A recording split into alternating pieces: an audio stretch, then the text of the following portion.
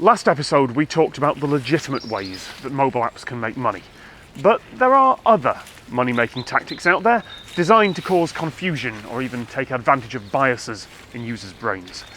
These sorts of shady tactics are everywhere in the real world, not just on your phone screen. Take the dairy section at the supermarket, for example. It is usually at the far side of the store, and most customers have at least one dairy item on their list. Even if that is all they want, they still have to travel the full length of the store past lots of other tempting things they might want to buy. In the same way, once you're through security at major British airports, you have to walk a long, winding, inefficient path through the duty-free shop, that is a dead end, back we come, before you actually get where you're going. At IKEA, you have to slalom through the entire showroom before you get to the one thing that you need. Why not buy that other useful thing on the way? Also a dead end. Tactics like this are made to trick people into doing things that they wouldn't consciously do. They come from the study of behavioural science, and they're nothing new. Marketing types have been exploiting cognitive biases for years, from the 19th century tonic peddlers to the 1990s opt-out marketing of mail-order CD clubs. In 2010, the UK government set up something called the Behavioural Insights Team, better known as the Nudge Unit, to save money by nudging the public to make certain decisions through positive reinforcement and indirect suggestions. Through their tax arrears experiment, the unit sent carefully worded letters to remind people to pay their taxes. But they mentioned also that 9 out of 10 of those people's neighbours paid their also a dead end, back you come. They mentioned that 9 out of 10 of the people's neighbours paid their taxes on time. That raked in £200 million of extra tax just with a couple lines of social pressure. The Nudge Unit was semi-privatised and it's now a consulting firm. Now, are the tactics sneaky or are they just good marketing? The less ethical among those tactics have definitely found their way to your mobile phone. In 2010, one person coined a pretty accurate phrase to describe them: dark patterns. I think that's the same dead end.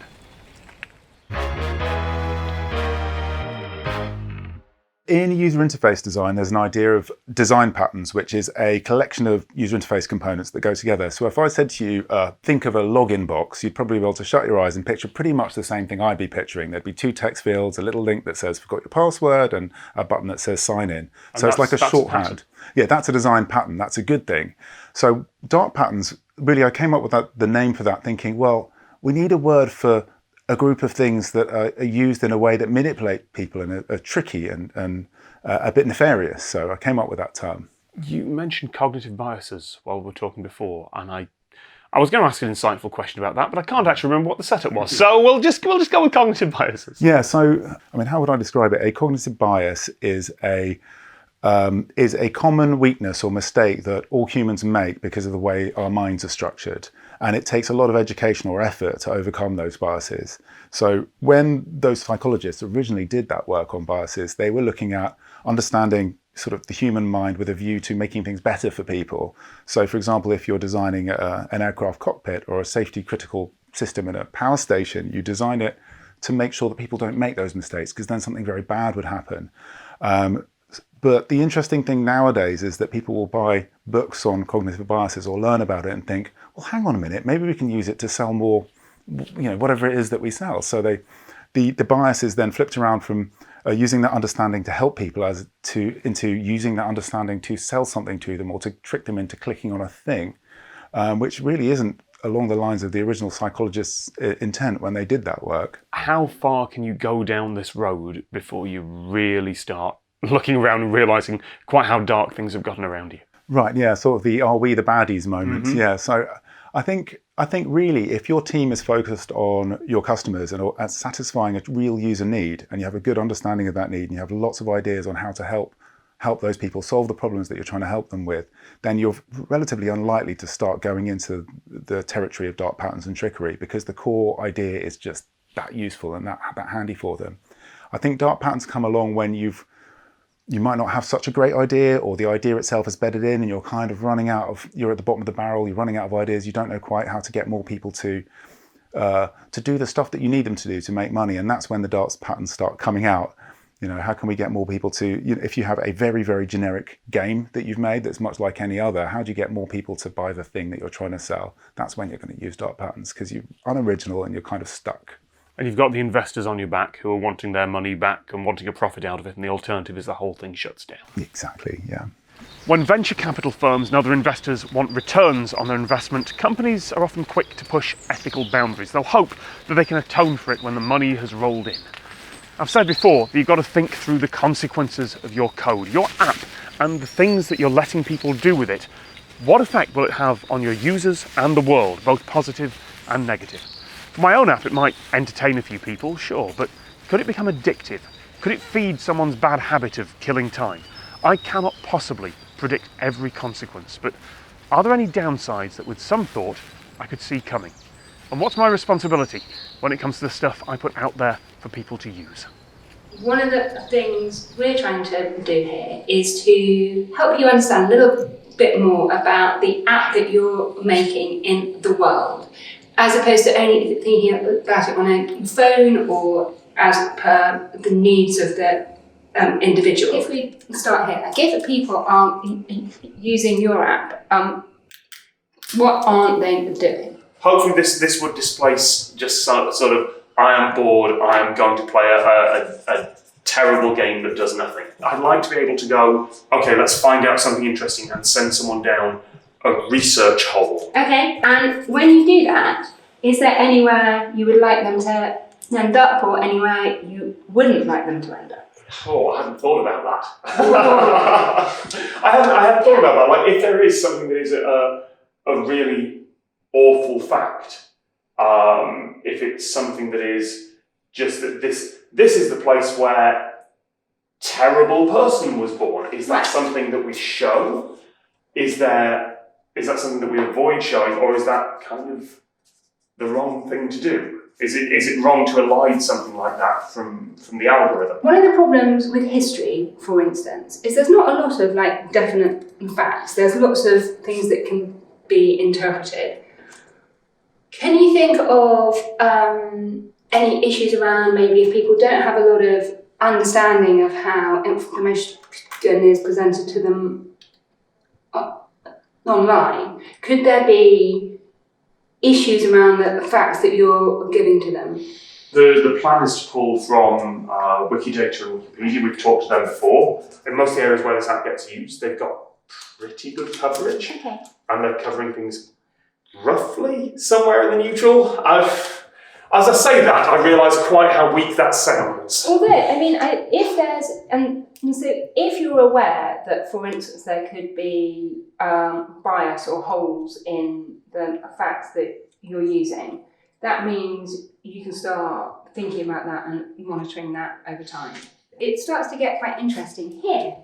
So, thinking that you're going to be understanding where people are, what are the risks around that? I need to not track people unless I absolutely have to. But there's no reason to track people. We've got nothing in this app that requires tracking people over time. Yeah, because if we keep that information, that's high value data. That is a log of someone's movement. Oh, yeah, I hadn't even thought of that. I hadn't put two and two together. I thought I was pretty good at this stuff. But yeah, if you are storing time of query and IP address of query and location of query, then that's enough to build a location history for someone completely accidentally. This is a really brutal exercise, by the way. This is, I don't get me wrong, I'm glad we're going through it, but I can absolutely see why people go, oh, we don't need to do that, and we just kind of shove it to the side and don't think about it, because thinking about this is tough. Do you think there's always a trade-off between profitability and responsibility? It depends on the business model. If your business model is trust, then no. If your business model is selling data, then yes. And that actually kind of something we circled around is because, for instance, you don't need to monetize this. There's a whole group of risk that is completely taken away. Yeah. But the moment you're thinking about either monetizing through investment, through taking ads, through trading data, then there are big questions there. So the thing about the data is, as a user, data makes pretty magical things happen. So thinking about when you were saying the aim of your app is to take out the steps, right? And it's to make a fairly magical thing happen that you're turning up and you go, oh, here's a fact. Now, the problem with that is the less the person who's using it is able to see, the less they're able to understand. And the less they're able to understand about the trade-offs under the hood. If you're able to start to be clear about those kinds of things, I think it is possible to be responsible and profitable.